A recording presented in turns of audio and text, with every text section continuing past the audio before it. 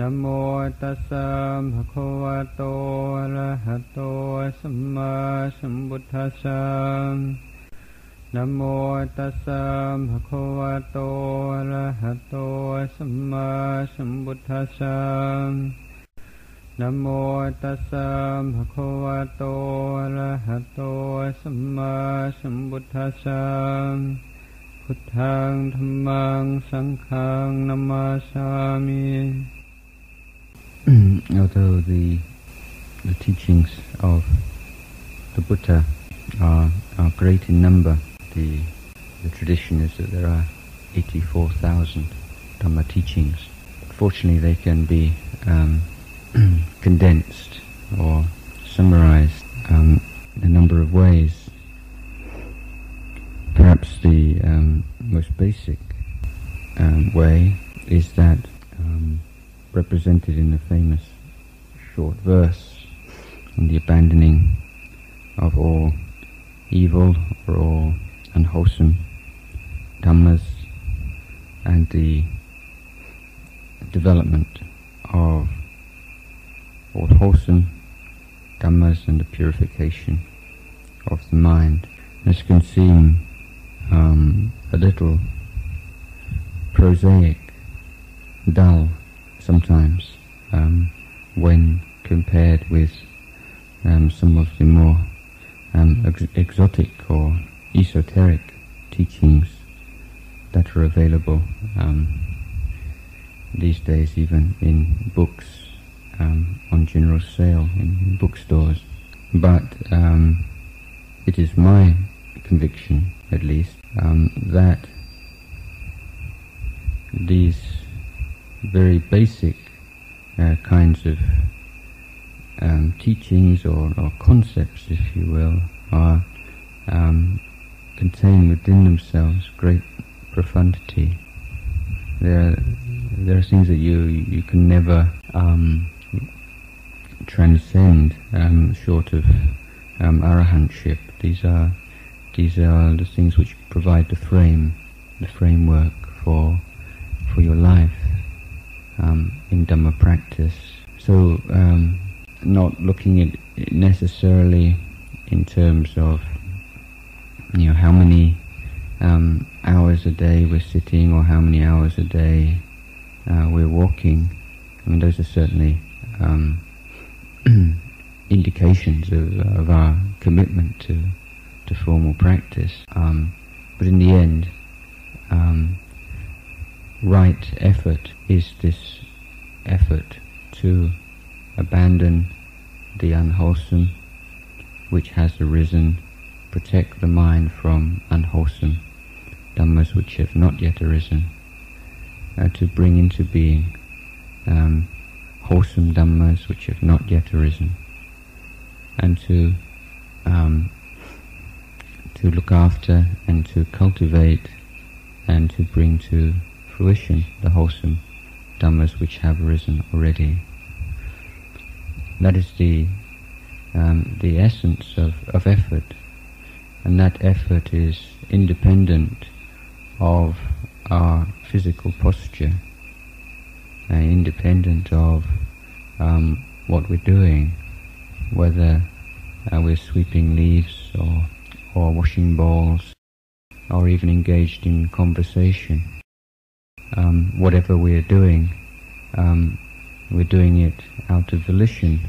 Kamma is being created, and our responsibility is to prevent unwholesome Dhammas from arising or protecting the mind, and abandoning any that should arise in the course of fulfilling of various duties or the various practices which we have taken on. Also to bring into play the positive forces and to develop those that have. So here we can see that mindfulness is a little bit more, or sati and sampajanya is a little bit more complex than is sometimes supposed. It's not merely awareness, it's recollecting whatever needs to be or recollected at a particular moment in a particular situation. And it's the ability to bring to mind the particular Dhamma teachings which are most appropriate in that right effort of abandoning, restraining, bringing into being, developing, or most simply abandoning and developing. Listen to the teachings, read the teachings, discuss the teachings. We take them to heart, and when we take them to heart, then we can bring them to mind, moment by moment. And the development of sati is seen in how swift the relevant information, if you like, comes to mind at the time of a particular challenge or particular problem arising or whatever. It's remembering what you need to remember, being able to bring it to mind and bear it in mind so that it affects how you act, how you speak, how you use the thinking process, how you deal with moods and emotions arising and passing away in your mind. So this is the foundation for our life as monks, as monastics, as renunciants.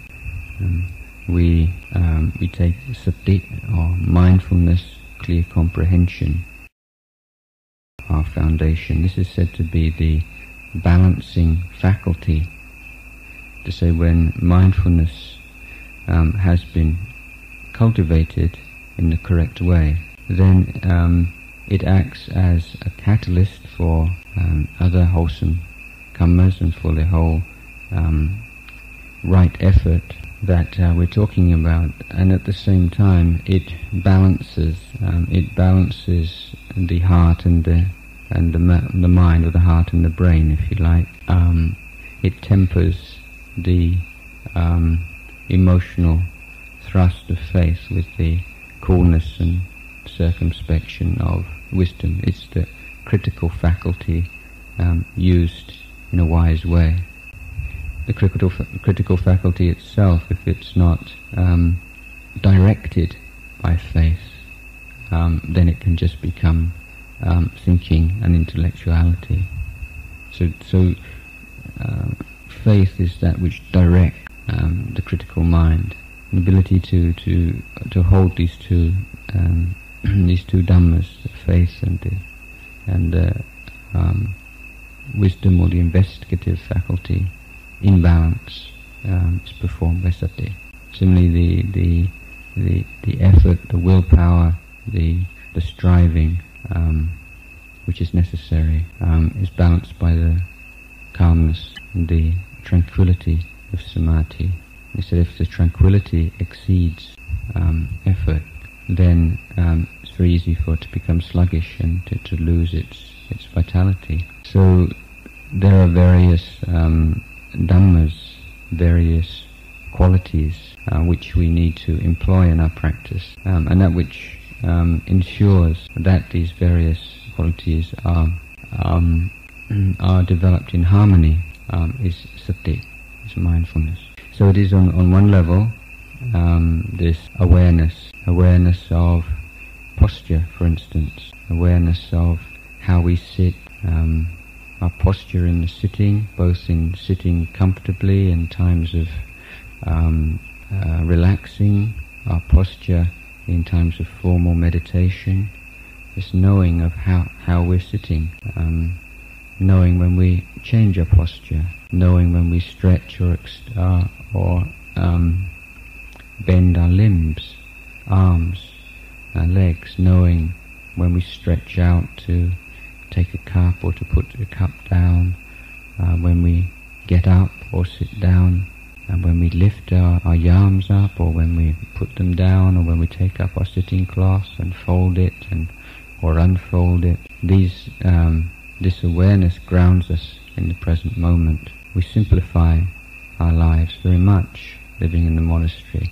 And this enables us to develop mindfulness with the very few things that we use on a regular basis. So this effort to be in the present moment, which is something of a slogan or even a cliche, but it's always to be remembered, isn't it, that this isn't some kind of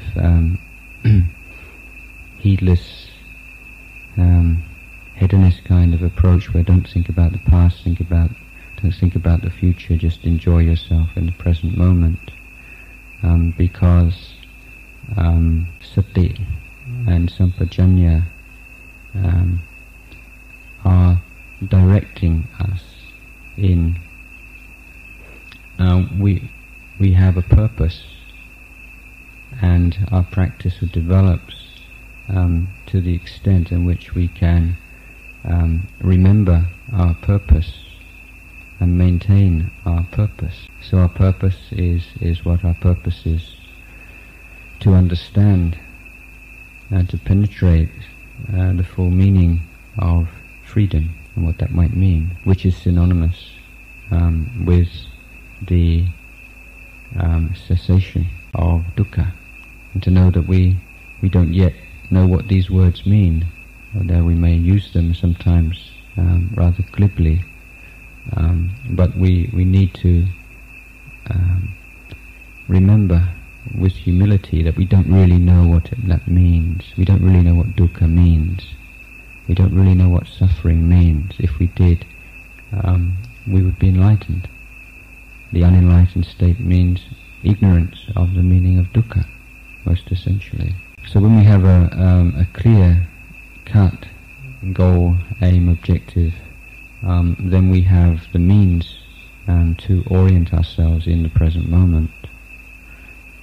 We are able to make judgments as to what should be pursued and what should not be pursued, because we now have an objective.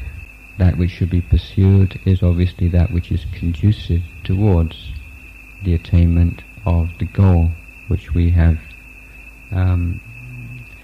decided upon, and that which is not to be pursued is that which obstructs our realization of our goal. So the goal is not something that you can be aware of in the present moment, is it? I mean, it's not just simply being in the present moment. It's being in the present moment, aware of whether or not your actions, your speech, your thought are conducive to the cessation of dukkha or not. Whether or not you are in fact delighting in or indulging in those causes and conditions which strengthen, intensify dukkha, or whether there is a shrinking away from such causes or a dispassion towards them. This is why right view and understanding is so central, because it's only when we really know what we're doing and why we're doing it and what our goal is that we can be successful in abandoning what should be abandoned and developing what should be developed. And as Ajahn Chah has famously said, when asked whether you should sit for many hours a day, and he said, well, even chickens sit for many hours a day, sit on their eggs, but nothing comes of it, well, except for little chickens, but nothing in the way of samadhi and panya. Namo tassa bhagavato arahato samma sambuddhassa. Namo tassa bhagavato arahato samma sambuddhassa. Namo tassa bhagavato arahato samma sambuddhassa. Buddhaṃ Dhammāṃ Saṅghāṃ Namāsāmi.